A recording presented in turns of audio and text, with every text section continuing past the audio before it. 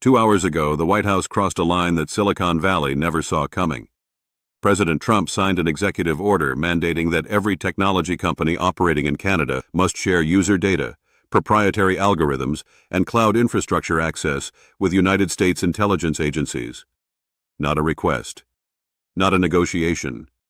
A legal requirement backed by criminal penalties for non-compliance. The directive targets over 400 Canadian tech firms, including Shopify, one of the world's largest e-commerce platforms, serving over 2 million businesses globally. The order claims national security justification, stating that Canadian digital infrastructure poses encryption risks that threaten American counter-terrorism efforts. Treasury Secretary Scott Bessent called it a necessary modernization of data-sharing protocols between allied nations. But this was not about terrorism. This was about control. Washington wanted backdoor access to Canadian innovation, Canadian customer data, and Canadian intellectual property. The administration assumed Canada would comply quietly, the way smaller nations do when America demands access. They were catastrophically wrong. Mark Carney responded in 90 minutes. What he announced has sent shockwaves through every technology hub on the planet and left Washington staring at a crisis it did not see coming. The directive's actual impact. Let's be clear about what this order actually does. It does not just affect Canadian companies. It weaponizes access to American markets as leverage to break encryption, compromise user privacy, and extract trade secrets from an allied democracy. The directive has 3 core components. First, any Canadian technology company with American users must provide real-time access to United States intelligence agencies. That means customer purchase histories, private communications, cloud-stored files, everything. Second, Canadian firms must submit source code and algorithm designs for review by American cybersecurity officials. Proprietary AI models, recommendation engines, payment systems, all exposed. Third, any Canadian company refusing compliance loses access to American payment processors, advertising platforms, and cloud services within 72 hours. For a company like Shopify, this is an existential threat. They process $200 billion in global commerce annually. Losing access to Stripe, PayPal, Google Ads, or AWS would effectively shut them down overnight. The White House built this order to be inescapable. Comply and lose customer trust globally, or resist and lose the ability to operate. Washington expected capitulation. They expected Canadian CEOs to quietly negotiate carve-outs while publicly expressing concern. They expected this to be resolved in back rooms within a week. Washington's assumption. The Trump administration operates on a simple theory when dealing with allied nations. Apply maximum pressure through market access. Make compliance the only rational choice. Wait for the target to fold. It has worked before with smaller economies that have no alternatives and no leverage. Canada was supposed to fit that pattern perfectly. Canadian tech firms generate 67% of their revenue from American users. Shopify's merchant base is 54% American. OpenText's enterprise clients are overwhelmingly United States corporations. Cutting off access to American markets would crater these companies overnight. The White House expected panic. They expected boards of directors demanding compliance. They expected Carney to quietly call Washington asking for flexibility, maybe a face-saving compromise that gave Trump his headline while Canada preserved some dignity. That is how these things have always worked. But Carney did not follow the playbook. Carney's strategic counteroffensive. Here is what Carney actually did. Within 90 minutes of the executive order going public, he convened an emergency cabinet session. Then he did something nobody anticipated. He walked into a press conference in Ottawa with the European Commissioner for Digital Policy appearing live via satellite from Brussels. The visual required no translation. Canada was not standing alone. Carney spoke for exactly 12 minutes. He opened with a sentence that made every tech investor on earth lean forward. 48 hours ago, I called Brussels, London, and Berlin. I told them what was coming. I told them if the United States weaponizes market access to break encryption today, they do the same to Europe tomorrow. They agreed, and they acted. Then he announced 4 countermeasures, each one more devastating than the last. First, Every major Canadian technology company is relocating primary operations to the European Union within 48 hours. Shopify's headquarters will operate from Dublin. OpenText is moving to Amsterdam. CAE's simulation software division is shifting to Frankfurt. These are not symbolic gestures. These are full operational transfers. European data centers, European payment rails, European legal jurisdiction. The migration was already planned. Carney just activated it. Second, Canada is immediately suspending H-1B reciprocity agreements for technology workers.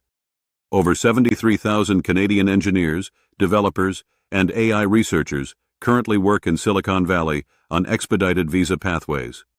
As of midnight, those pathways close. Every Canadian tech worker in the United States now faces a choice: return home or navigate standard immigration with no preferential treatment. Third, Carney announced the Digital Sovereignty Act, legislation already drafted and awaiting parliamentary approval. The law prohibits any foreign government from demanding access to data held by Canadian companies and imposes criminal penalties on executives who comply with extraterritorial surveillance orders. It passed the House of Commons 4 hours later with support from every major party. Fourth, and this is the one that made Washington go silent, Canada is joining the European Union's digital markets framework as an associate member. Canadian tech firms will have full access to EU markets, regulatory protection, and financial infrastructure without needing American intermediaries. The European Commissioner confirmed it live. The framework was signed that morning. This was not a bluff. This was a coordinated transatlantic response assembled in under 2 days. Carney closed with a message aimed directly at American technology workers and entrepreneurs. Canada remains open to innovation, open to talent, and committed to privacy. Any engineer, any founder who believes technology should serve people, not surveil them, will find a home here or in Europe. The choice is yours. He walked off without taking questions. The room sat silent. Why Silicon Valley is in panic mode. Now here is why this response has American technology companies in absolute meltdown. The executive order was supposed to leverage Canada's dependency on American markets. Instead, it exposed American dependency on Canadian talent. 23% of software engineers working in Silicon Valley are Canadian nationals. That is not a minor talent pool. That is structural dependency. Google's AI research division relies heavily on graduates from the University of Toronto and University of Waterloo, two of the top machine learning programs in the world. Amazon's cloud infrastructure team is heavily staffed by Canadian developers. Meta's machine learning engineers include hundreds of Canadians on expedited work visas. Carney just cut off that pipeline entirely.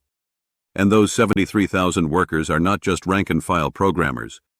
They are senior architects, lead researchers, and division heads. They are the people who design systems, not just implement them. Losing them does not slow down American tech. It stops projects entirely. The numbers are brutal. Apple has over 340 Canadian engineers working on core iOS development. Losing them mid-cycle means delayed product launches. Tesla's Autopilot team includes 89 Canadian AI researchers. Microsoft's Azure Cloud division employs over 200 Canadians in critical infrastructure roles. Every single one of them now has a decision to make. Stay in the United States under standard immigration with no preferential treatment, or return to Canada, where Carney just announced a $4 billion technology talent retention fund with tax incentives and research grants. Shopify's move is even more damaging than the talent exodus. They power over 10% of all United States e-commerce. Millions of American small businesses depend on Shopify's platform to process payments, manage inventory, and run their online stores. If Shopify operates under EU jurisdiction, American intelligence agencies lose all leverage. And American businesses still depend on them completely. One American e-commerce executive told CNBC, "If Shopify operates out of Dublin, we still use them. We have no choice. But now our payment data is under European privacy law and Washington has zero access. Trump just handed our commercial data sovereignty to Brussels." The talent suspension creates an immediate staffing crisis. Major tech firms have 90-day project pipelines that assume Canadian workers remain in place. Removing them mid-cycle means delayed product launches, broken development timelines, and millions in sunk costs.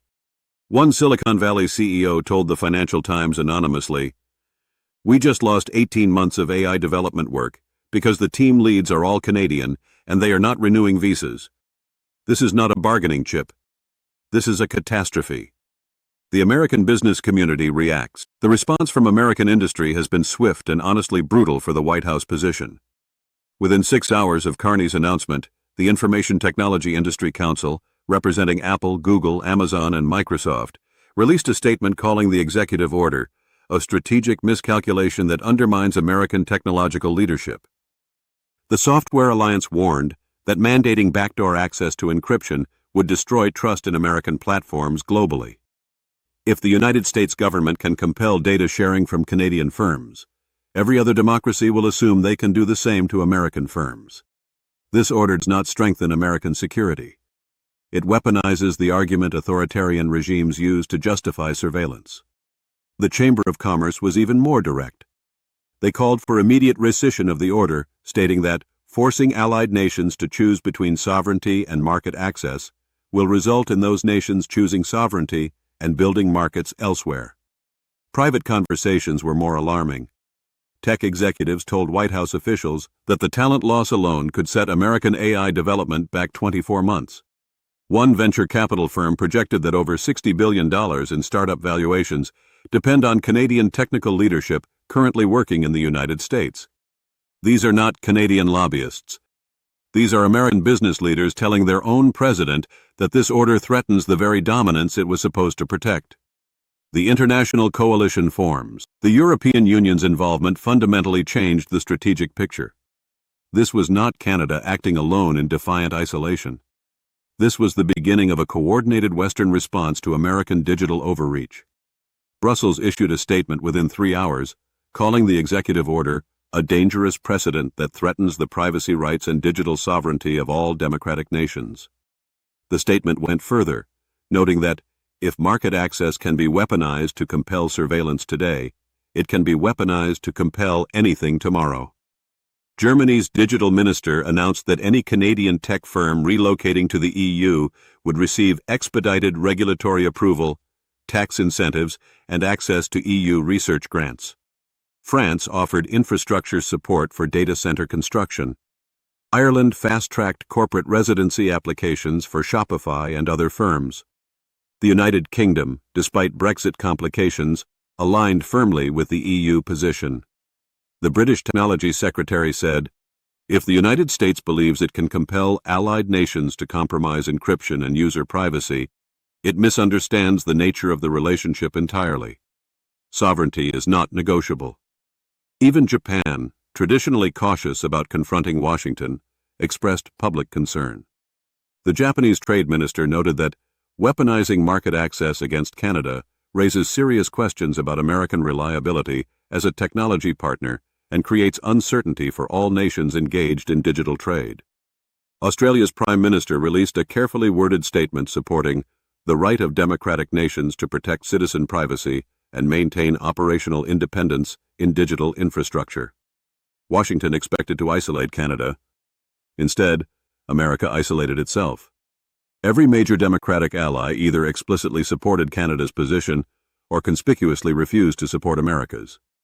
Trump's strategic dead end. So where does this go? The White House now faces 3 options, and every single one is worse than the last. Option 1, enforce the directive fully and watch the consequences unfold. Silicon Valley loses 73,000 critical workers. Major platforms relocate to European jurisdiction. American tech dominance, built over 30 years, erodes not gradually but within months. Venture capital flows to Toronto and Dublin instead of San Francisco. The talent pipeline reverses entirely. Option 2, quietly rescind the order and hope the story fades. That admits the strategy failed spectacularly. It signals to every other nation that American ultimatums are hollow and can be resisted successfully with coordination and preparation. It emboldens every government currently facing American pressure on digital policy to simply wait Washington out. Option 3, escalate further by restricting Canadian access to American technology markets entirely. Ban Shopify from operating in the United States. revoke work visas for all Canadian tech employees. That pushes Canada irreversibly into the European digital ecosystem and accelerates the very decoupling Washington fears most. It also crashes millions of American small businesses that depend on Canadian platforms. None of these paths deliver what Trump wanted. He wanted control over Canadian data infrastructure. He got a mass exodus to European jurisdiction. He wanted compliance from a dependent ally. He got coordination with a transatlantic coalition. He wanted to prove America could dictate terms through market dominance. Instead, he proved that dominance has limits when allies are prepared to build alternatives. The deeper strategic failure, what should genuinely alarm Washington, is this. Carney did not improvise this response. The EU Digital Markets Framework Partnership was negotiated over 6 months. The corporate relocation plans were drawn up in advance, with legal structures and data center contracts already in place. The Digital Sovereignty Act was drafted, vetted, and ready for an emergency vote. Canada saw this coming. They prepared for it. They built the infrastructure, negotiated the alliances, and drafted the legislation. And when Washington finally made its move, Canada was 3 steps ahead. A senior European trade official told Reuters anonymously, "We have been watching American digital policy become increasingly unilateral. Canada approached us months ago about contingency planning. We agreed because we knew if Washington did this to Canada, they would eventually do it to us." 2 hours ago, the White House thought it was leveraging American market dominance to extract concessions from a smaller ally. 2 hours later, it triggered the one thing that threatens American technological leadership more than any rival nation ever could. The beginning of a transatlantic digital alliance that does not need American permission to operate. Mark Carney just turned a data-sharing demand into the catalyst for European digital independence. And Silicon Valley is paying the price for Washington's miscalculation. Washington wanted surveillance access.